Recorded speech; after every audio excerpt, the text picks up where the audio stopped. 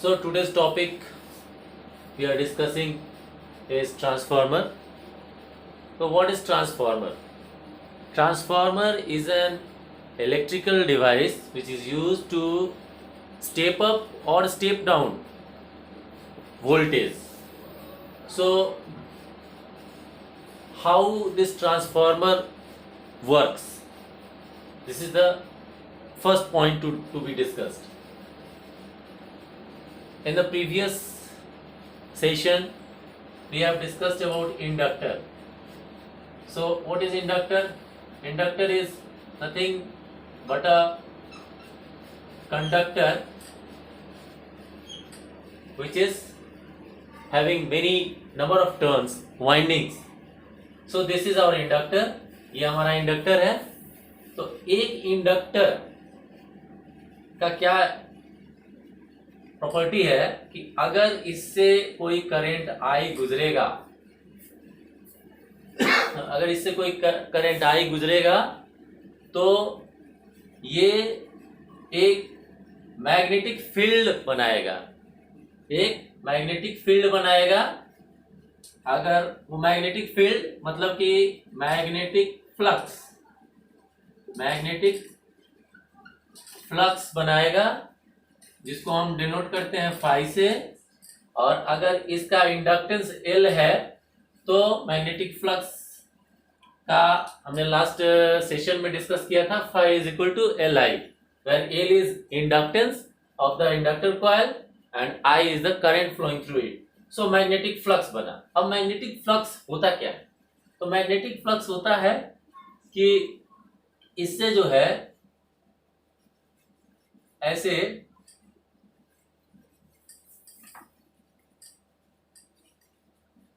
कई सारे magnetic lines जो हैं ये जाते हैं और इधर भी जाते हैं और इस तरफ भी ये मैग्नेटिक फ्लक्स इस तरह से जनरेट होता है.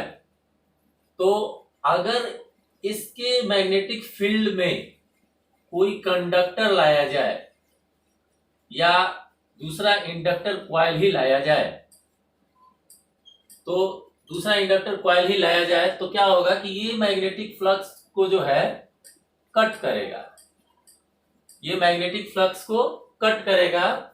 मान लीजिए कि यहाँ पर जो है हमने सोर्स लगाया वो एसी करंट था, ठीक है, एसी सप्लाई है.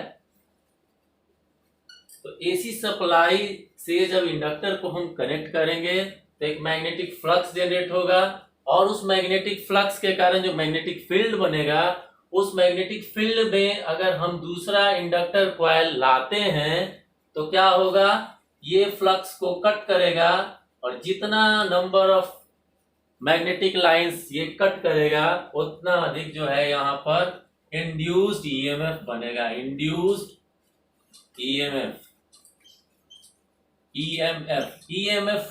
क्या है? ईएमएफ जस्ट एक वोल्टेज ही है. EMF is what? Voltage.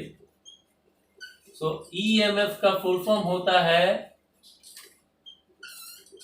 Electro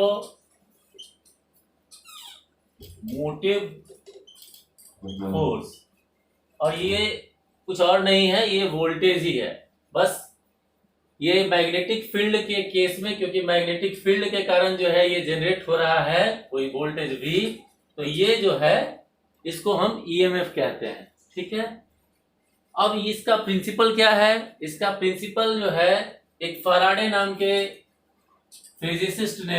scientist ने दिया था, Faraday's law of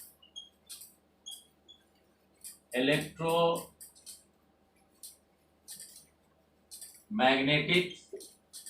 induction. Faraday's law of electromagnetic induction. इसमें क्या कहा गया कि अगर कोई मैग्नेटिक फील्ड के अंदर कोई मैग्नेटिक फील्ड है, सपोज करिए ये हमारा जो है नॉर्थ पोल हो गया, एक परमानेंट मैग्नेट है, नॉर्थ पोल हो गया, इधर साउथ पोल हो गया. इसके अंदर अगर कोई कॉइल को आगे पीछे किया जाए तो इस पर जो है एक ईएमएफ प्रोड्यूस होगा, जो ईएमएफ प्रोड्यूस होगा जो एक वोल्टेज V के बराबर होगा। तो ये जो है ये हो गया आपका Faraday's law of electromagnetic induction के प्रिंसिपल के अंतर्गत। तो यही चीज जो है यहां पर होता है। अब एसी वोल्टेज में क्या होता है, एसी का एक नेचर है कि वो पहले एक साइनसॉइडल वेव बनाता है, साइनसॉइडल वेव बनाता है, और इसमें एक पॉइंट पर मैक्सिमम वोल्टेज जाता है। अगर ये मान लीजिए कि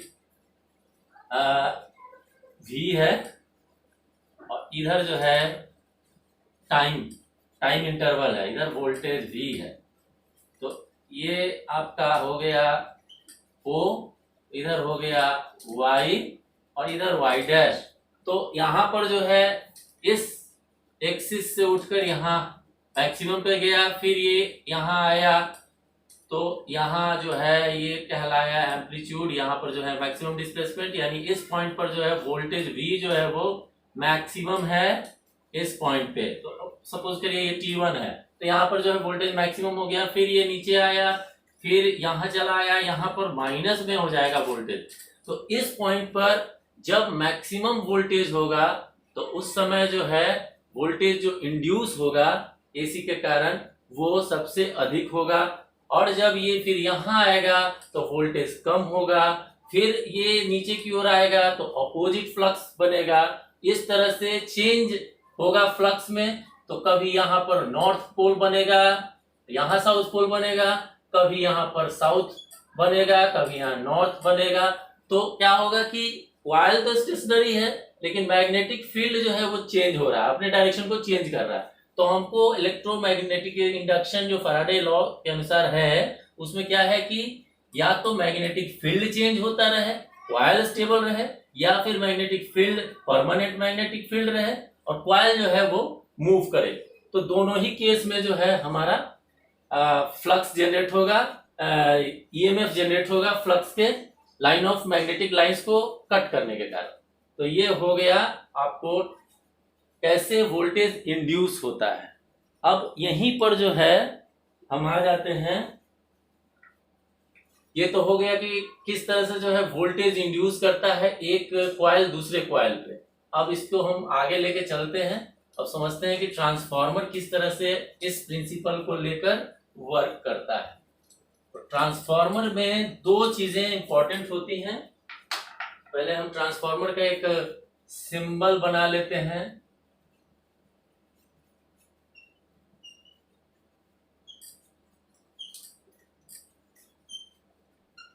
ये एसी वोल्टेज दिया, क्योंकि ट्रांसफार्मर जो है हमेशा एसी वोल्टेज में ही काम करता है, एसी को ही जो है वो स्टेप अप या स्टेप डाउन कर सकता है। डीसी फिक्स वोल्टेज है, उसमें जो है मैग्नेटिक फ्लक्स जनरेट नहीं होगा, यानी ईएमएफ जनरेट नहीं होगा, तो इंड्यूस वो नहीं हो सकता। उसके लिए कंटिन्यूटी चाहिए दोनों प्राइमरी और सेकेंडरी कॉइल के बीच। अब देखिए ये एक हमने डाल दिया, ये कोर का सिंबल है, this is symbol of core. अब यहाँ पर जो है दूसरा कर देते हैं और यहाँ से हम एक जो है वोल्टेज भी निकालते हैं, और इसके क्रॉस जो है हम चाहें तो एक लोड दे सकते हैं, लोड में बल्ब रख सकते हैं, एलईडी रख सकते हैं, कुछ भी रख सकते हैं। तो मान लीजिए कि यहाँ से जो है एसी वोल्टेज चला क्या V0। अब इसके कारण जो है यहाँ पर फ्लक्स जनरेट किया, ये ऐसे जो है मैग्नेटिक फ्लक्स जनरेट हुआ, और यहाँ पर इसके कारण जो है वोल्टेज V इंड्यूस हुआ। अब देखिए क्या होता है, यहाँ पर दो चीजें हैं ट्रांसफार्मर में, एक तो ये वाइंडिंग कहलाता है। तो पहला हो गया two parts of transformer.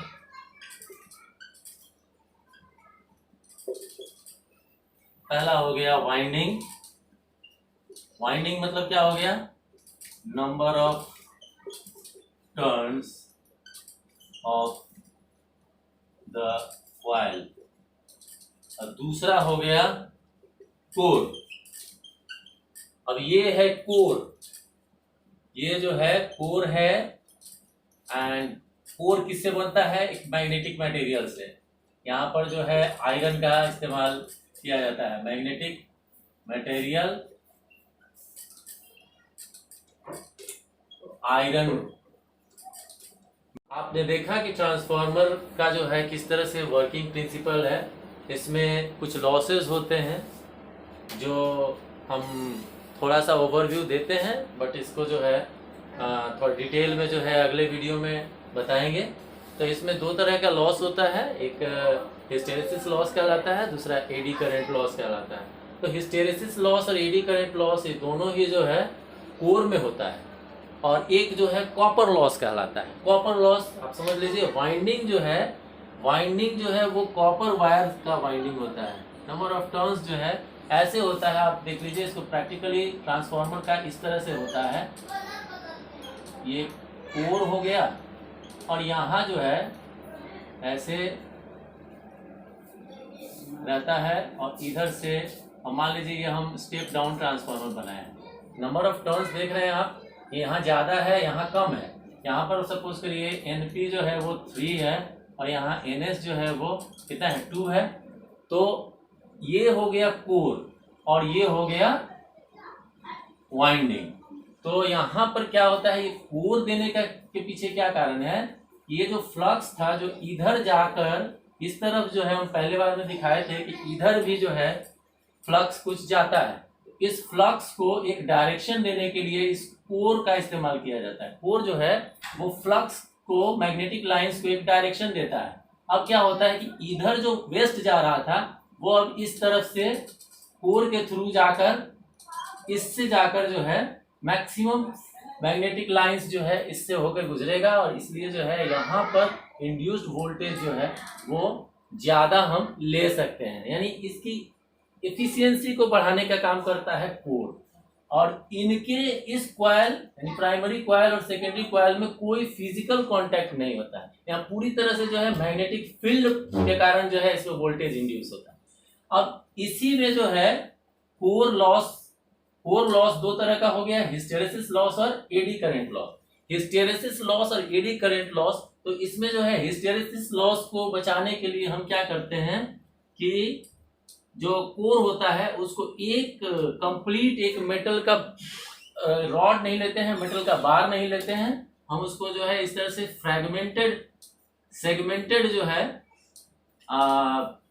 Metal लेते हैं आयरन का, और इस तरह से करके इसको असेंबल करके हम कुछ इस तरह से जो है हम इसका कोर का जो है ये करते हैं, फॉर्मेशन करते हैं।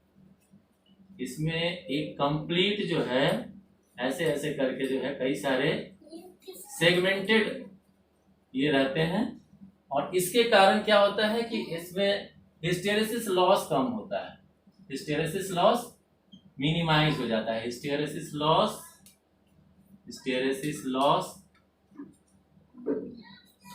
Is minimised.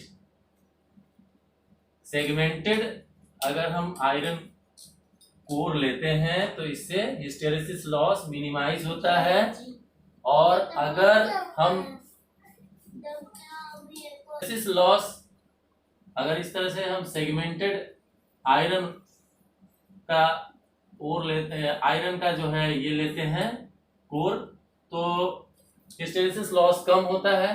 और एडी करंट को कम करने के लिए हम क्या करते हैं कि जो भी इसमें हिस्सा खाली होता है उसको ऑयल से फिल कर देते हैं। उससे क्या होता है, एडी करंट को जो है मिनिमाइज किया जा सकता है, एडी करंट लॉस को जो है कम किया जा सकता है। ठीक है, आगे जो है इसमें जो लॉसेस हैं इसके बारे में और विस्तार से और डिटेल में जो है अगले वीडियो में बताया जाएगा। आज के लिए इतना ही। तो आशा है कि आप लोगों को जो है इस ट्रांसफार्मर के बारे में जो आपका कंसेप्ट था वो और जो है क्लियर हुआ होगा। और वीडियो अगर अच्छा लगा हो तो इसे सब्सक्राइब करना ना भूलें, और इसको ज़्यादा से ज़्यादा शेयर करें, और अपना जो है कमेंट, वैल्यूएबल कमेंट जो है ज़रूर मुझे मेरे चैनल के माध्यम से पहुंचाएं, ताकि और अच्छे से अच्छा जो है वीडियो मैं आप लोगों के सामने प्रस्तुत कर सकूं। जी धन्यवाद। Okay bye.